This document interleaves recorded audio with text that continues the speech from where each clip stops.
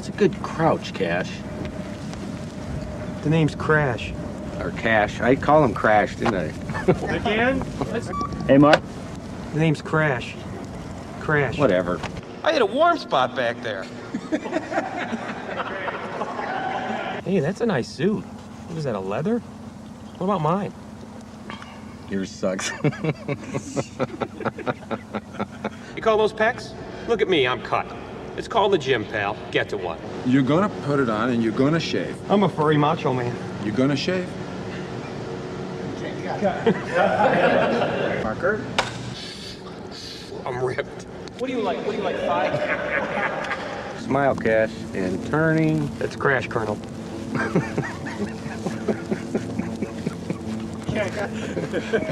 What do you do about prunage? Hey, supervisor, boss around. I'm not gonna put it on. You're gonna put the suit on. No, I'm not, Sir Swim-A-Lot. You're nuts. This is nuts. Woo! Mark? This is nuts. You're nuts. We gotta get it. Cut. Okay, time out. We got a situation here. Ow! Where was the flip call? I needed a flip call. I'm in a zone. I was in a zone. Pavement in your butt? Yeah. I just had a cheese sandwich. I'm all cramped up. What kind of cheese? Come on, shake it off. Stop. Hey, guys, give him a little air. He's got gas. Give me the air. That's not chlorine I smell. Okay, it's a go for Bandicoot. Full throttle up.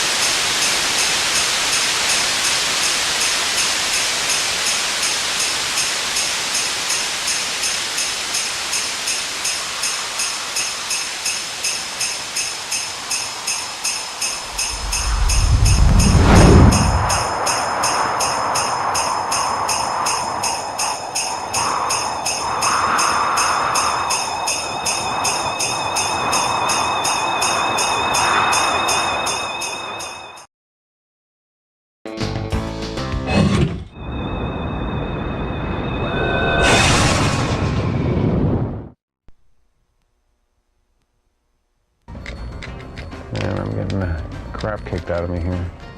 Some people work only for the money. Others do what they love most and manage to get paid for it. Do you mind not interrupting me when I'm working? Stewart Copeland is in the second group. He's been making music all his life, first as a co-founder and drummer of the Police, then as a composer for films such as Rumblefish, Highlander 2, and Wall Street. Now he's writing the music for Spyro the Dragon, his first video game project. What makes composing for video games fun? How does he do it, and why does he like it? PlayStation Underground visited his small, unmarked studio in Hollywood, where he showed us some secrets. Good, we have sound. Step one is to beat the level. Now for a 10-year-old kid, this is no problem. But for me, I have to beat the level and figure out the jumping, and I kind of navigate my way through the levels. In the very early stage, it's a lot of fun because I find a level that I can beat and get an attitude for it, and then create a piece of music for it. But then as the game progresses and I start getting to some of the more difficult levels and I'm stumped immediately, I've got to beat this bad guy before I can stay on that level for long enough to write a piece of music for it. So I have to learn how to beat all the bad guys. And if I was having to pay for my helpline, I'd be running up a huge tab here. So then once I'm on the level and I've got a general attitude for the game, I have to, within the atmosphere of that level, have a lot of different changes happen, but stay kind of in the atmosphere. Then I go back and I look for how to make those inner complexities more complex and to have deeper sub-layers and things that don't really hit you the first time, but hit you the 16th time so that it can survive repeated listenings. Roll some of the crevulation off it there. Give it about 60 feet. Well, let me start something. Let me write something for you. Okay, well, I'm going to do something which is a trade secret here, but I have input quantized, which means that I can play it very badly, and it comes back played very nicely.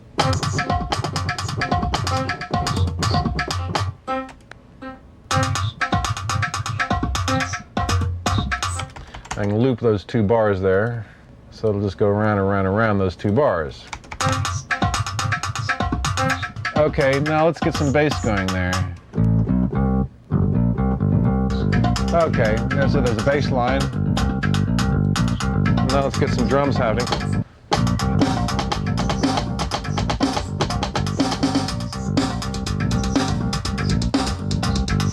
Okay, now let's get some heavy metal going here. Okay.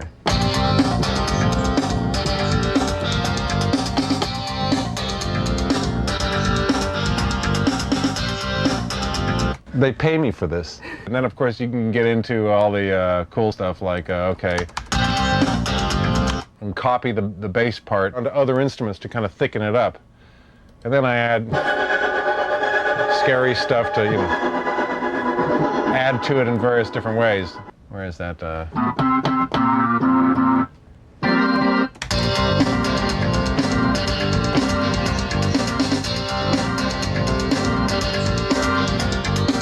Now this is really where I'm giving away the trade secrets. This is where Mozart would be jumping out of his grave and saying, I want to live in this century, where I transpose that part from there up to there, and it plays that same piece of music.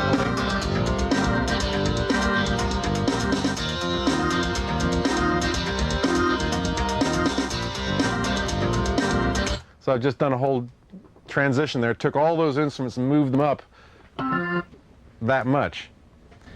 Looks like fun, doesn't it? In his career, Stewart has both performed music and composed it. We wondered which is more fun. When I play music, I have the instrument in my hand and I don't think, and my hands do the walking. And it's a bodily function. It is instinctive, it just happens. Composing all happens in the mind, and my body is an inert, dead fish. Somebody once asked Stravinsky, what's the great moment of being a composer? Is it when the audience lights up into your music, or is it the reviews? He said, no. The best moment is when you find that note you're looking for and you get that chord which leads to that chord, and you've got this under thing happening there which pays off right here. At the same time, set it and you crack it and you've got it, it goes there and it does it. That's it. And it's downhill from there.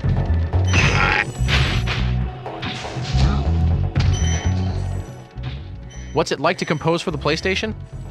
The Sony PlayStation has room for high-quality music that has full bandwidth. It's the same as you get from a CD, whereas the other platforms has very thin bandwidth. And the thinness of the bandwidth puts an imposition on the composer where he has to create sounds that'll fit within that. On these CD-ROM games, there's so much space. I don't have to worry. I can load up full symphonic sounds there. In fact, I have. In this game, I've got whole orchestra sounds that I recorded in Utah.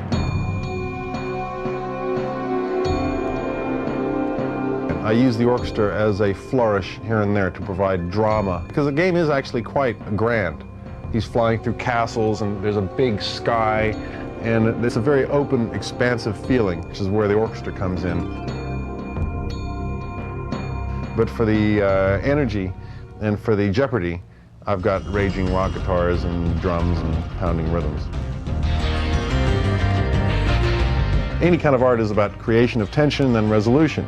And in music, it's more subtle how it happens and it's more esoteric how it happens, but it's the same thing. You create a tension and then you release it. The most fun part of the process is being able to be in there like this, and I get a phone call and I can shout at my staff, "Don't interrupt me when I'm working!"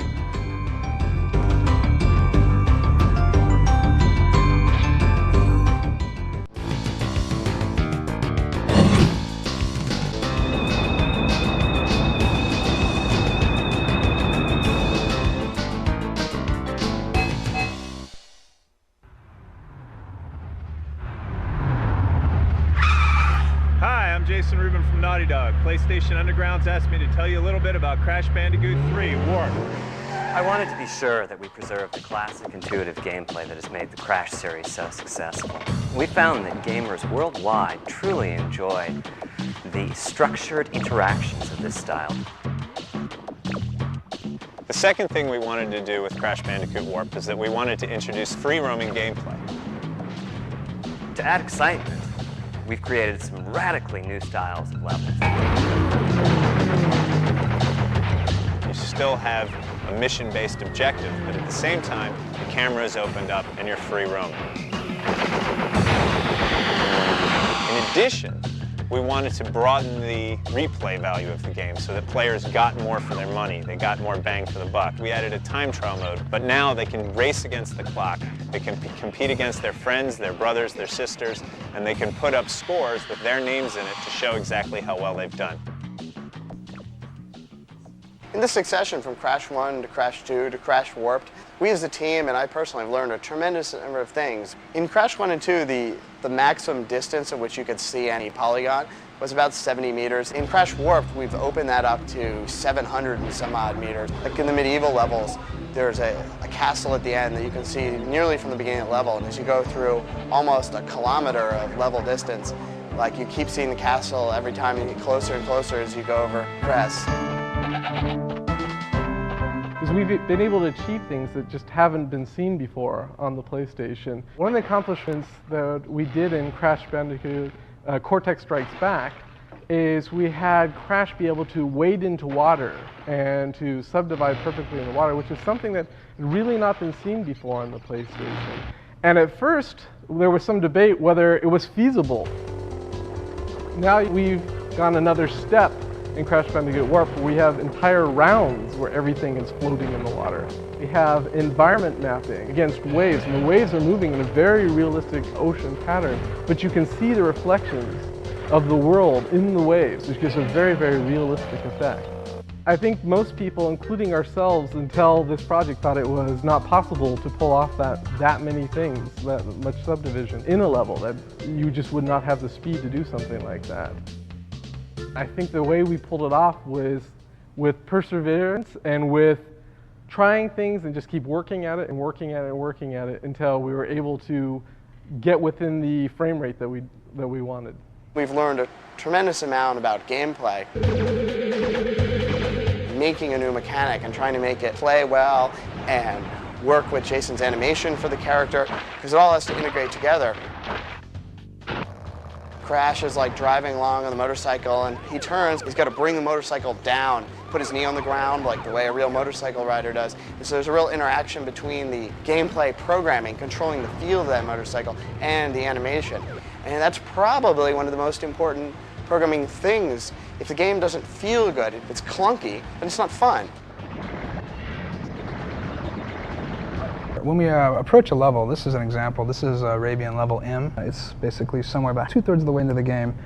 We think in terms of the player's abilities at that point, and we also think in terms of the character's abilities. One of the things we wanted to do was bounce on tarps, because bouncing is a fun mechanic. Kids love to bounce on beds, and it's just always fun to do. We decided to do something that hadn't been done before. In Crash 2, all the enemies on the hanging section you had to avoid. You couldn't specifically attack any particular enemy. And in this game, Crash will actually get to fight enemies while hanging. Our biggest challenge has been how to add more depth and excitement. I've always been proud of how Crash's moves need to be used in combination. The new moves, of course, are great. Well, we've got a bunch of power-ups that you gain across the game as you play. And what's really nice about that is basically the character grows as you're playing. Crash Warped has combinations like the slide, double jump, death tornado, which add greatly to the depth of the gameplay. At first, they'll just jump on an enemy, but after they get good at the combo, now they'll slide, jump, jump, and hover and come down on them at a much more aggressive style. The deaths are an important part of this game. What we learned in 2 is that people, if they die and there's something funny that happens at the end of it, it sort of softens the blow of taking a hit.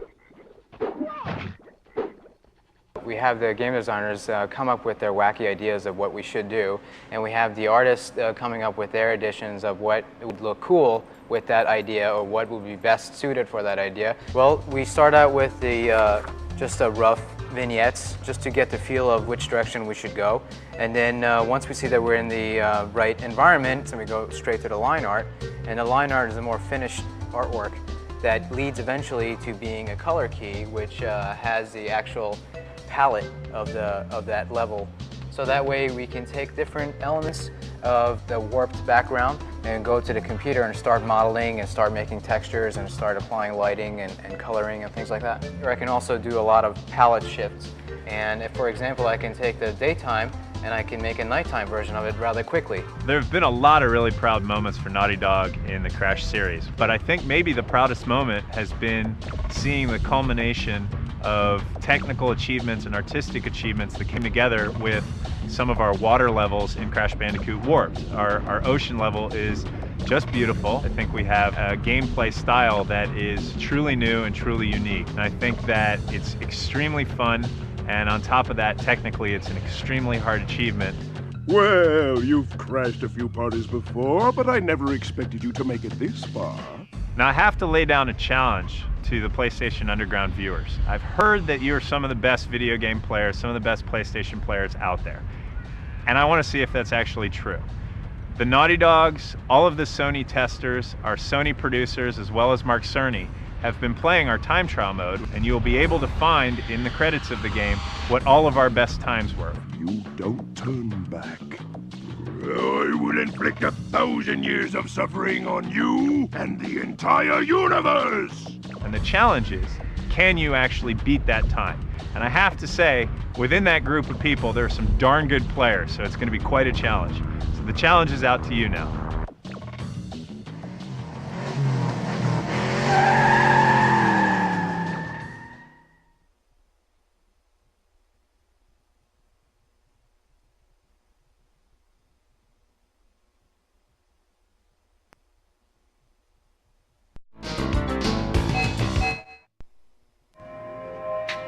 You bought a game and made some copies to sell over the internet.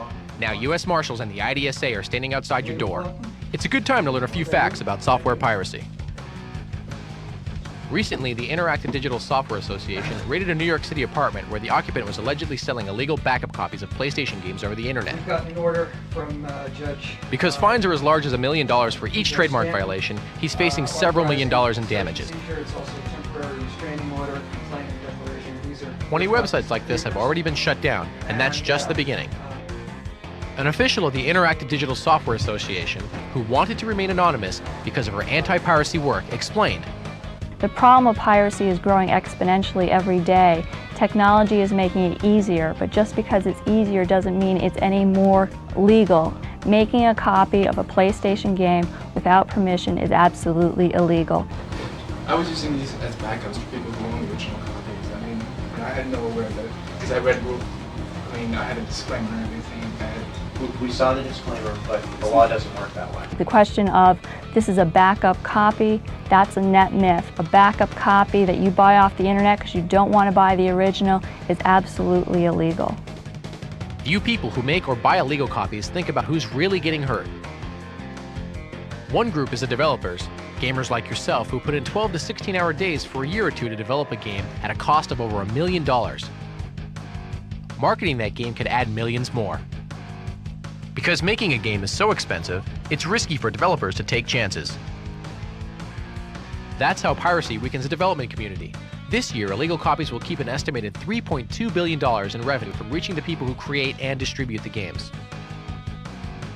That money would help developers start many more projects, take bigger risks, and experiment with more specialized and unusual games.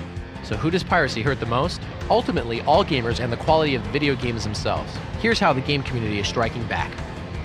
The FBI has started to take some very serious actions against pirates online, not just for copyright and trademark infringements, but other things like consumer fraud. U.S. Customs officials have begun to do seizures of products of entertainment software coming into the United States. The largest such raid that we have experienced in the last few months occurred in Miami, where they seized 54,000 illegal PlayStation discs.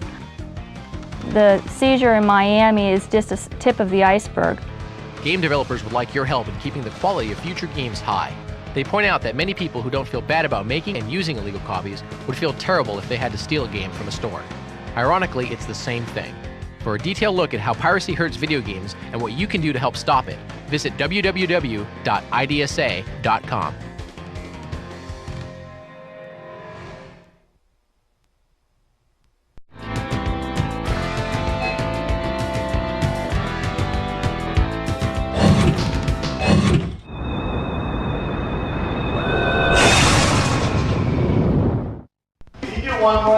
Being a sheep and trying to make it in Hollywood these days is not so great.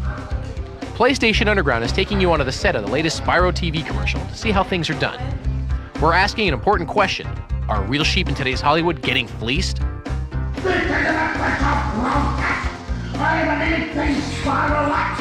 that look like the face of a happy actor? He's nicknamed Toasty because Spyro breathes fire at sheep. If you do it right, it's one more. If you do it wrong, it's multiple. Sheep in today's world are having a PR crisis. Wherever they go, they're the butt of jokes. It'd be nice or I'll let the whole crew have their way with you. How can a real sheep compete for roles against the likes of this? It's an animatronic head that was used for close-ups. 21 servo motors make it move, guided by several remote controls. The skull is fiberglass and aluminum. The skin is foam latex. 14 specialists worked 3 weeks to build it, including a sculptor, mold maker, mechanic, and lab and hair technicians. Genghis, come! Imagine being a sheep and having to share a trailer with a co-star named Genghis. Around Hollywood, whatever Genghis wants, Genghis gets. Who thought up the Spyro commercial? These guys from PlayStation's ad agency. We played the game quite a bit, and we noticed that there were some sheep that sort of came to unhappy endings in the game. And so we said, geez, what would it feel like to be that sheep? And that's basically where the idea came from. Why did they use animatronics for sheep instead of computer graphics? I think it helps it stand out. The video games are all CG, actually bringing our sheep to life with animatronic. It seems to bring the character, more character. That's it from the Spyro set, where the men are men and the sheep are animatronic?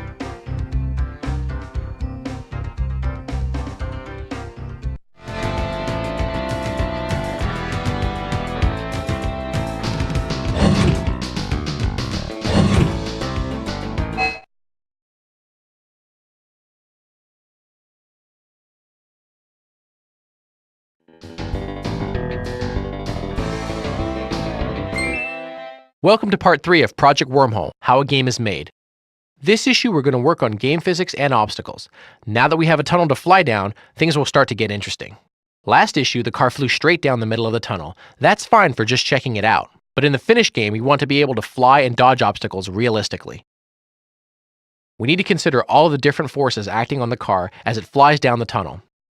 There is the force of gravity pulling it down, the force of jets on its bottom keeping it off the ground, drag forces from the air in the tunnel, and forces from jets used by the player to control the car. We add all of these forces up to figure out how the car is moving.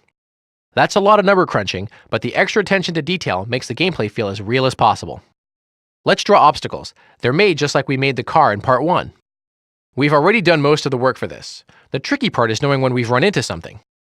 It's too slow to look at every polygon and every object to see if they've collided, so we create an imaginary box around each object just big enough to contain it. These are called bounding boxes. We can use them to quickly see if two objects have run into each other. Now that the obstacles are floating in front of us, it's time to blow them apart. We'll make a basic weapon as a placeholder. A laser cannon that shoots bolts of energy in a straight line. More weapons will be added later. In the next section, try out some of the things we just built. Then check out the preview of Wormhole Part 4. And don't forget to visit www.playstation.com, where you can join in a discussion of the game at PlayStation Underground online.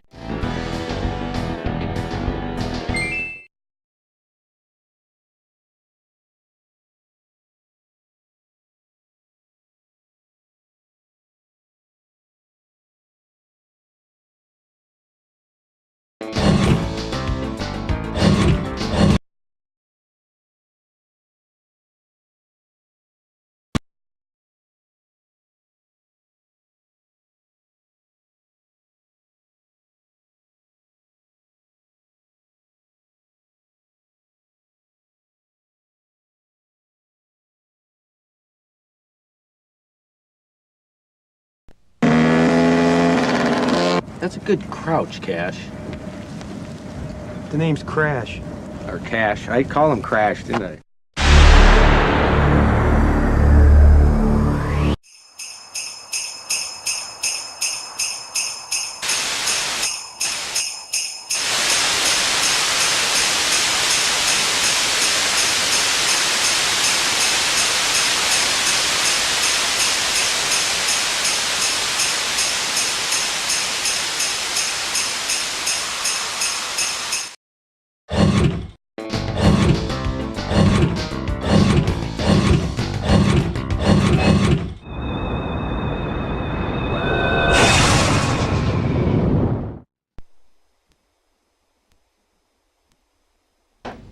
Something's been shaking up PlayStation gamers for the past few months. It's the DualShock analog controller.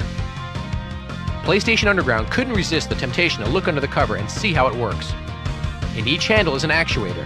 That's a hardware term for something that actuates or starts something else. In this case, vibration. The weight on the spindle is carefully balanced to run cool when you're playing long and hot. On one side, the weight is small. On the other, a bigger weight spins. Code from the game determines how long and how fast one or both sides turn for different effects. This lets developers do lots of new things. For example, in Gran Turismo, you can drive by feel, not just by sight. If you drive a front-wheel drive car in real life, the steering wheel vibrates because the engine's so close. That's also true in the game. Jump off the line in first in a front-wheel drive car, and the controller shakes from high power and low RPMs. As you shift into higher gears, the engine vibrates less and less until there's almost no vibration. RPMs are high and you speed along smoothly. Brush against something and that side of the controller shakes. Slam into something and both actuators spin hard to give you a big jolt. Because more of your senses are involved, you'll find yourself drawn deeper into the game. You also get a precise, light steering touch from the analog thumbsticks. Virtually all new titles are being programmed to take advantage of the DualShock vibration feature, including Crash Bandicoot Warped, Metal Gear Solid, Tekken 3, and Spyro the Dragon. Also, a button lets you play any game in standard digital mode. The controller is standard with all new consoles. It's a must-have addition to every gamer's PlayStation experience. Check it out, it rocks!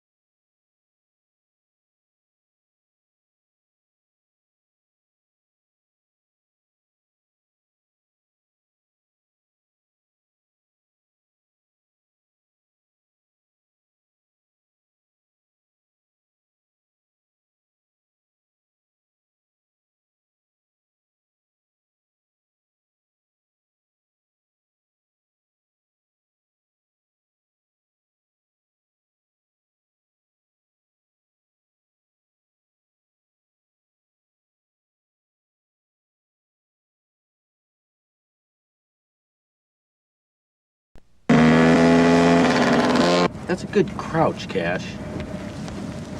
The name's Craig.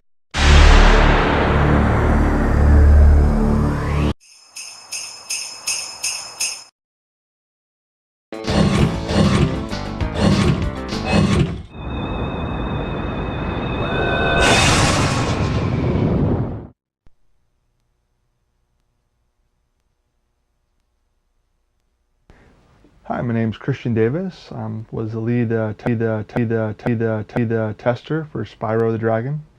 Today's cool tip is on Spyro. It's on the treetops level, where we'll be showing you how to get to that last platform that's so tough to get to. While you do these next series of jumps, you'll want to be holding down the square button and pressing X at the very end of the ramp to get the most height. From this platform right here, you want to supercharge down the ramp, jump at the end. When you reach the next platform, immediately turn right, jump to the next platform, jump again to your right, go up the wrong way to this supercharged platform, jump at the end, one last platform, jump, and a long glide will take you there. Our next tip for you is in the Peacekeepers world, Clifftown. You've reached the highest point in Clifftown. You can get to almost anywhere from here. When you glide across the river, you get to the dragon that tells you about being at the highest point in the level. If you jump off, glide around to your right, you can glide behind the building you first started in and collect the gems there.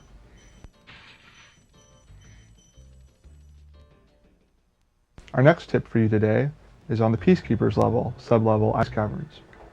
Right from the very start level, if you walk out onto the platform right in front of you and do a blind jump and glide around the mountain to your right, you'll end up on a platform with 3 extra lives. That might come in handy.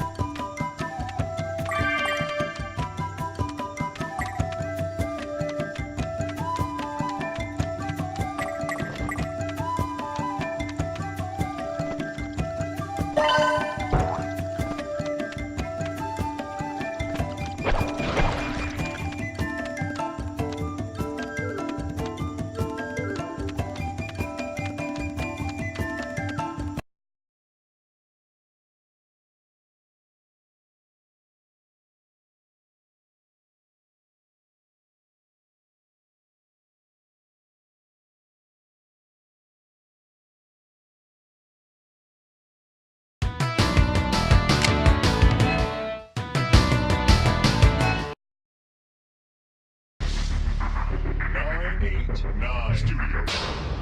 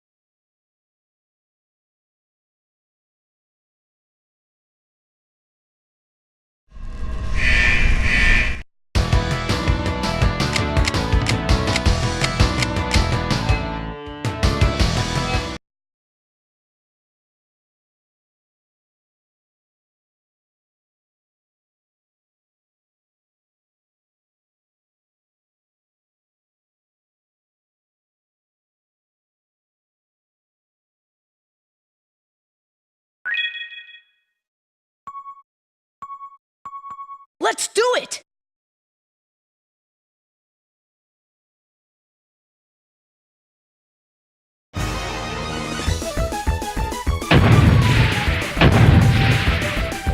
Whoa! Jump! Whoa! Jump! Whoa! Jump!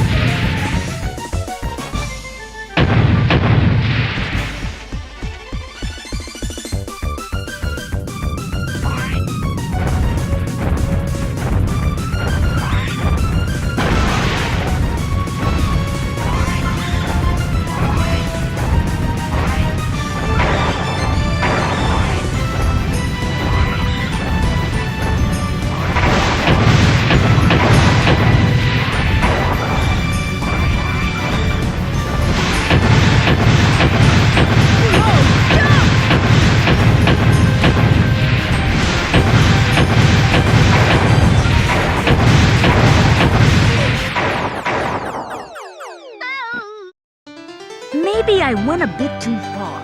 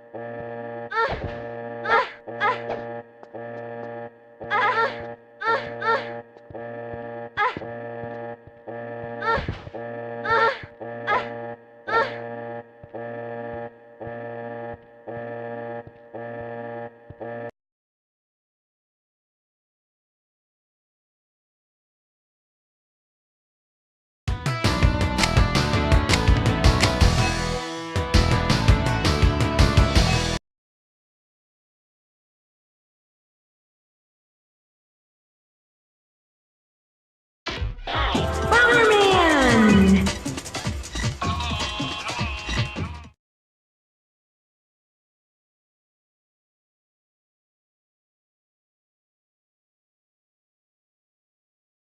Come on!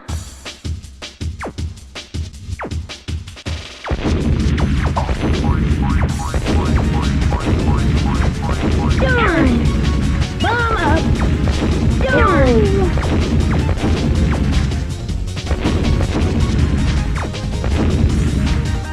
Bomb up! Fire! Darn! Bomb